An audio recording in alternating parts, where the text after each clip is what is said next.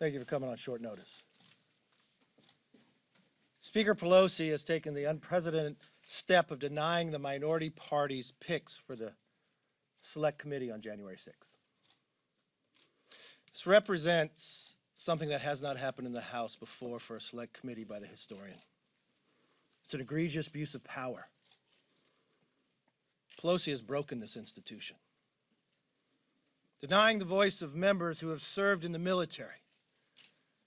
Jim Banks, a Navy veteran who served in Afghanistan, serves on HASC, chair of the largest caucus in the Republican Conference, and law enforcement, as well as a leader of a standing committee. Jim Jordan isn't ranking of just his first committee, he's done it before. Jim Jordan has served on Select Committee and serves on one now. Made it undeniable this panel has lost all legitimacy and credibility. And it shows exactly what I warned back at the beginning of January, that Pelosi would play politics with this. For more than 6 months, you have a better example of the Senate, bipartisan. Schumer didn't pick who went on of the Republicans. They already have the report done by 2 different committees. 2 main questions. Why was the Capitol so ill-prepared for that day when they knew on December 14th they had a problem? And what have we done to make sure that never happens again? Pelosi has created a sham process. Unless Speaker Pelosi reverses course and seats all 5 Republicans, we will not participate. But we think it's too important that those 2 questions, why were we ill-prepared? Why did they know on December 14th? Why would they jeopardize the lives of the Capitol Police? We will run our own investigation. We have law enforcement, we have military, we have doctors, we have people from all walks of life. They want to know the answer. The American people deserve that. They don't deserve politics. They don't deserve destroying the institution. No committee in Congress will work if one person is picking all who can serve. This has not happened before. House Democrats must answer this question. Why are you allowing a lame duck speaker to destroy this institution? This is the people's house, not Pelosi's house. We will do our job, though. We asked to do our job. We want to do our job. I may object to the people that she put on the committee, but I respect her right to do it, just as every leader has done before. Destroy an institution for your own political gain. America expects more and deserves more. With that, I want to bring up Congressman Jim Banks, individual who served his country in Afghanistan, served in a state legislature, serves in Congress, is chair of the largest caucus in the Republican Conference. Jim Banks. Thank you. I thank the leader first and foremost for his trust that he placed in me as a leader of our party to put me in charge of this Republican effort. This just goes to show how partisan of an exercise we said this was all along. That Nancy Pelosi would take me and Jim Jordan first off of this committee and the rest of us as well by rejecting the first 2 of us. She knows that we were prepared to fight to get to the truth, to find the facts about what happened on that day to make sure that January 6th would never happen again. But she doesn't want to go down that path. She knows that we're already asking questions in just the first couple of days that Leader McCarthy appointed us to this task, questions that Democrats have never asked about why the Capitol was vulnerable on that day when we had intelligence for weeks leading up to January 6th that told us that something dangerous would happen on January 6th. She knew we would fight back against their political games, And that's why she didn't want us to participate in this committee. It just goes to show this is entirely a political exercise on her part. It's a shame. The American people deserve better. They demand answers about January 6th because the American people demand that their leaders step up to make sure that it never happens again.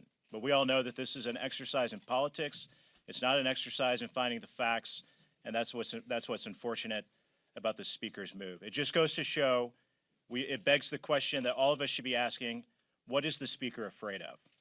I'll leave you with that. Jim Jordan.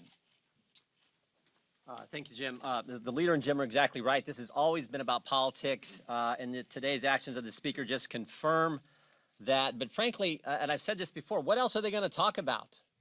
I mean, they're so focused on the January 6th committee. What else are they going to talk? Are they going to talk about crime? The fact that crime is up in every major urban area in this country. They're going to talk about the border crisis. I mean, think about this. March was the highest month on record for illegal crossings until April. April was the highest month on record until May. May was the highest month on record until June. Can't talk about that. They're going to talk about inflation. They're going to talk about the fact that the price of eggs is up, the price of milk is up, the price of bread is up, the price of gas is up, the price of an airline ticket's up, the price of the price of everything is up. They can't talk about that. So they're going to be partisan, and they're going to focus on this. But as the leader said, and as Mr. Banks said, I don't think they're going to address the fundamental question. The fundamental question of why wasn't there a proper security presence at the Capitol that day? They're not going to address that. And only one person can answer that question. Only one. Speaker of the United States House of Representatives. My hunch is the reason they don't want to address that question, my hunch is because what happened all last year? The Democrats normalized anarchy. They normalized rioting and looting. And when rioters and looters attacked our law enforcement personnel, when rioters and looters destroyed small businesses, what did Democrats do?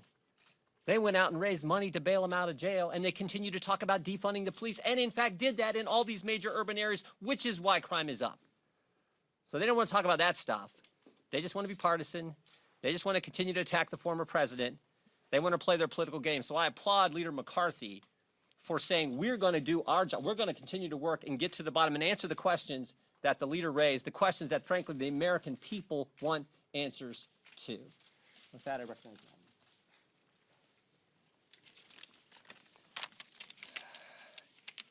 On the evening of January 6th, when we reconvened to take the certification of the election results from our states, I actually spoke with Speaker Pelosi on the dais, and she brought up a bipartisan, bicameral commission to me at that point in time.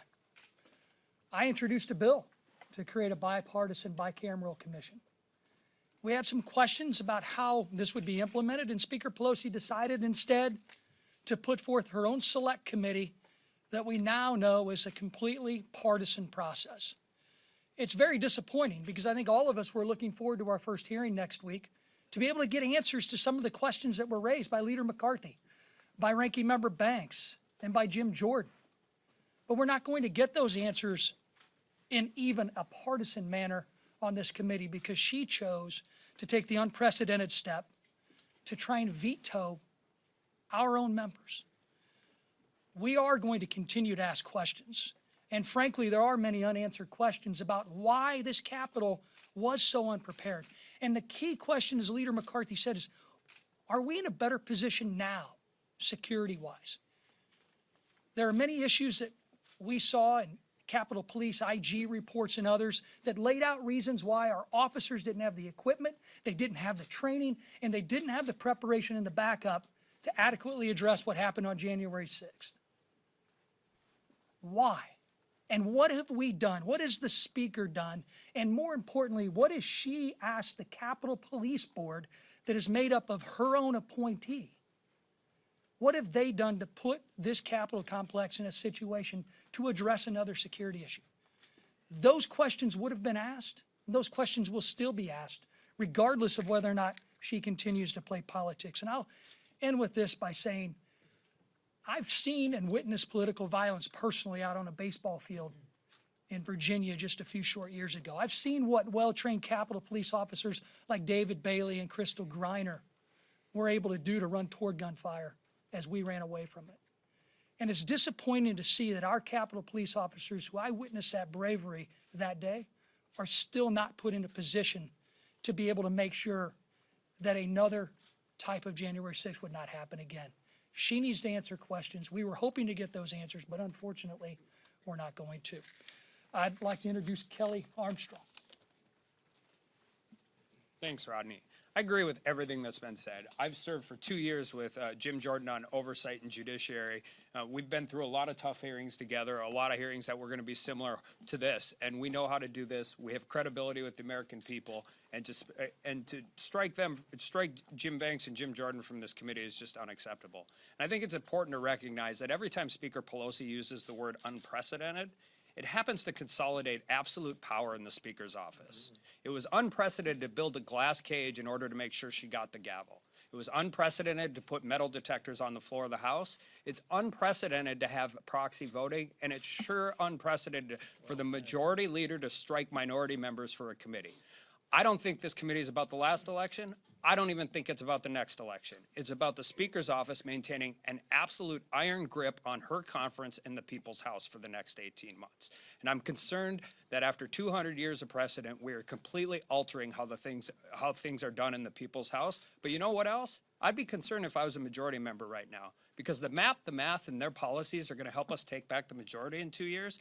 And these things never go back to the way they were once they started. So we need to be calling out what's going on. Every member of the U.S. House of Representatives is elected by their district, and they have a right to serve. And the minority has a right to put the people on the committees they want. And we shouldn't be changing those for this committee or any other committee. And with that, I turn it over to Sheriff Nels. When I was chosen by Leader McCarthy to serve on this select committee, I assured him, I told him, I said, I will take the 30 years of law enforcement experience I have, the 8 years as sheriff, to find out exactly what took place on January 6th, to find the truth as to why this Capitol was so unprepared. I spent countless hours. I brought this binder up. I've examined the Senate report, looking at witness statements, looking at the Capitol Hill's policies and procedures.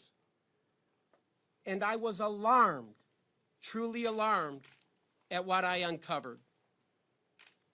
I was certainly prepared to help this committee get to the truth. I wanted to get to the truth. But unfortunately, Speaker Pelosi has shown that she's more interested in playing politics. I stand with Leader McCarthy and the other colleagues on this committee. I assured the leader that I will continue to play a role and do everything I can to make sure that what took place on January 6th can never, ever happen again in this great country of ours. I made that commitment. I will remain strong in that commitment to the leader. Thank you. Yes, sir. Mr. Leader, you're complaining that you don't have a bipartisan opportunity here to investigate January 6th, but you stood in the way of a bipartisan commission that would be made up of independent members, an equal number of Republicans and Democrats. Your conference voted against that, at least a majority of your conference voted against it, and it was blocked in the Senate. Why did you not allow that to go forward if what you say you want is a bipartisan investigation into what happened on January 6th? For the same politics Pelosi played then. At the same time which you used the scope of that. Remember how long it took. On January 13th, Rodney Davis and myself both requested the 9/11 Commission. Even those who ran the 9/11 Commission criticized Nancy Pelosi for what she wanted to do. We had Officer Evans killed on Good Friday because she said you couldn't look at that. If you study the 9/11 Commission, they didn't study what happened on just September 11th. They studied what built up to it. But she said, no, you could not do that. Why would she make a scope that you couldn't get the answers to? Why would an officer's life not matter? That's why people objected. People asked for it before. She played 6 months with this. Why she played her games and continued to do so? The Senate acted. 2 committees. The report is done. The FBI has arrested more than 500 people. The architect of the Capitol has $10 million. And what does she do today? Continue the same sham she's done all along. Never, Never in the history of this institution for a select committee, and she admitted to me when she called, have they ever done something like this. Think for one moment. Jim Banks is a naval officer, defended his nation, served in Afghanistan, elected by his peers of the largest conference in the committee, but she wants to say, predetermined that he can't serve, that Pelosi can pick and choose. Jim Jordan. Is she afraid of a question from Jim? Is she afraid what he might ask or fight for? He's a ranking member. Not his first committee, but his second. Why would she be afraid? Did she set the committee itself to be one-sided? Yes. More so than any select committee before? Yes, she did. We warned you from that moment in time she was playing politics. Today just showed the American people exactly what everybody was wanting. It's American people who lose in this, but we're not going to allow that to happen. But what would you We're going to get to the answer of the question. Why were we ill-prepared? Why, if they knew on December 14th? Why, if they found IEDs earlier in the morning? Why were not the National Guard here at the Capitol, but they were running street signs down in the city? Who made that judgment? Yes, sir. You said in your statement that Republicans will, quote, instead pursue our own investigation of the facts. Yes. What does that look like, first off? And secondly, is this your final move, pulling your appointees, or is there a chance to reverse this? The only way to reverse this is seat these 5. That's the only way. But I will add to this to be able to look at the challenge of what happened and answer those 2 questions. Why were we ill-prepared? And make sure it never happens again.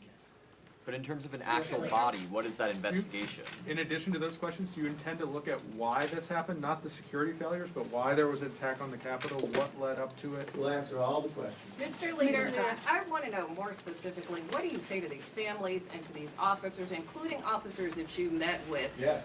about this? And more specifically, you know, many of them, they're just frustrated. They see this as politics, but at the end of the day, you It's true, and it the is Speaker are politics, pointing like Pelosi. fingers at each other. So how does that help them if you guys What are just helps them pointing is we fingers will at go each other? forward just as I promised them, and we'll get the answer to those questions. Mr. Leader? We'll make Mr. sure Leader. they're protected, just as we'll talk about Officer Evans too, who died on Good Friday. But how, Just, by, we'll go through and get the answers. Yes, sir. Mr. Leader, on May 20th in this room, I think you told us that you were prepared to testify about your conversation with President Trump on the afternoon of January 6th. Do you still stand by that? Are you still prepared to testify about your My conversation? phone call is out there. The question is, you make a phone call after people are in the Capitol to advise the president of what's going on, doesn't get to the answer of why were we ill-prepared. That's really playing politics, and it really shows that that's the issue that they want to go to, and where they want to drive. We want to get all the answers. Mr. Leader. Your own ranking member, John Katko, said the scope of the bipartisan independent January 6th commission that he crafted had the ability to, you know, have a wider scope outside of January 6th. Unfortunately, And the you still, Democrats and and you still, Pelosi said and no you, to that. and you and Republican leaders still opposed it. What the question is, you know, what would you need to have it? And like, you know, you oppose the independent commission. Like what would it take for you to sign on to something, you know, similar to that? It's very easy, exactly what we said on the 13th of January. By Pelosi played politics, make it just like the 9/11. Let us discover what built up to it. Why was that decision made? The National Guard were not here when on December 14th. But that's what Katko said. Can I He answer said the it was question? similar to Okay, it. let me answer the question. So, on December 14th, they became aware that there was a problem. They made a decision to have National Guard without weapons down on the streets to do traffic, but not in the Capitol. They found IEDs earlier in the morning. We had an officer killed beyond that day, on Good Friday. But Pelosi would only let us with a scope this far. I don't believe it allowed to go further, and I think we need to. Yes, ma'am. Mr. Leader, Speaker Pelosi didn't actually enumerate her objections when she, in her official notice about rejecting her members. But She did to Democrat, that's what I was gonna say. What did she tell you? Democrats have told us that among their objections, and I'd like you to respond to this, are that Republican members recently were photographed with someone who was here and broke into the Capitol on January 6th, and also they No, she never complained. said nothing about that. Okay, well, this is something that we're being told is an issue. She said her members didn't want her to put these people on. Okay, could you speak to that idea, though, that members, including you, Mr. Jordan, know what you're talking that participated in, okay, you I don't, don't and know then what you're talking about. the idea that some of your words about needing an investigation of last summer's protests and riots, No. as you say, are, No, let me be Democrats clear. object to that, yeah. Let me be clear. They shouldn't object to that. If they want a 9/11 commission, the 9/11 commission looked at September 11th, but they looked at what built up and caused 9/11. Should we not look at what built up and caused this? Should we not question why the National Guard was not allowed onto the Capitol? Should we not question why are the Capitol Police not fully trained? You're putting their lives in danger. Why were the riot gear stuck and locked in a bus down the street? We need these answers for these officers. We need to not ever put them in this place again. Yes, sir. Yes, sir. Will the Republican committee look at President Trump's actions leading up to and on January 6th? We'll look at anything that built up of what caused this place to not be protected. And we'll look to make sure that it never happens again. Yes, sir. Now you. Yes, sorry, this is my first presser. You mentioned Mr. Banks and Mr. Jordan not being allowed on, but at the same time, given that Mr. Jordan is a ranking member and Mr. Banks also is a leader of a large caucus, Mr. Davis is also, or Representative Davis, I'm sorry, Representative Davis is also a ranking member, and Speaker Pelosi didn't object to it, and then Representative Nels also voted to object, along with Representative Banks and Representative Jordan. Why do you think there was a difference between her objecting to Representative Banks and Representative Jordan as opposed to Representative Davis I and don't know, because Representative she Nels? named a chairman who objected to presidential, and she has Raskin who objected and asked for an impeachment too. So I don't know if the objection matters because her members have objected before. Yes, sir. Leader McCarthy, the locked bus with the gear on it, that's a finding from the Senate report. Yeah. I mean, that's exactly what they investigated. What do you want to find out? Who locked the bus? Why was it there? Why didn't they have the gear on? Why I mean, didn't they have it better positioned? Isn't the answer that they were just incompetent? I mean, what more do you need to know about If that's that? incompetent, then what's the solution? We want to find solutions. This is why, when you look at Sheriff Troy Nell, 30 years of law enforcement. First, what did he do that day? He'd been a member for 3 days. He's inside the chambers. People are breaking in. First, he joins other members and they barricade the door. People are breaking the glass. Officers have their weapons drawn to protect from people coming in. A member for only 3 days. We didn't call him congressman that day, we called him sheriff. You may have watched the photos. He looks through the glass. He doesn't have a weapon, but he calms the situation. He talks to those who are on the other side. That's a leader. He sat through the entire Senate report. He's laid out every chronological order of what has taken place. He used his own experience of being a sheriff from 8 years, preparing for situations just as what he was drawn into. And he has even more questions. That's why he wanted to serve. That's why we put him on. This is a microcosm of our conference. We have a right to name. But this is what Nancy Pelosi is denying. Yes, ma'am. When you initially laid out your reasoning coming out against the bipartisan commission, you had kind of raised concerns about any additional investigations here, interfering with other federal investigations that are ongoing and Well, there's a prosecutions. I concern guess, there, how does because this now you're committee getting differ individuals from? that are, decisions being made whether they're serving time or not. You do not want to interfere with that, so the language matters. But from the very beginning, remember, I asked for a commission back in January, just like 9/11. Pelosi played games all along the way. She'd deal with the scope, and it was very clear of what we laid out. Equal number, equal subpoena power, equal scope, and don't interfere with any law enforcement going forward. She could not agree to that, and we watched today, even when the sides were separated, even when the power went to one, she went further than anyone's gone before. I think it's very clear to the American public. This is a sham, but we will make sure we get to the real answers. Thank you very much. Leader McCarthy, Congresswoman Cheney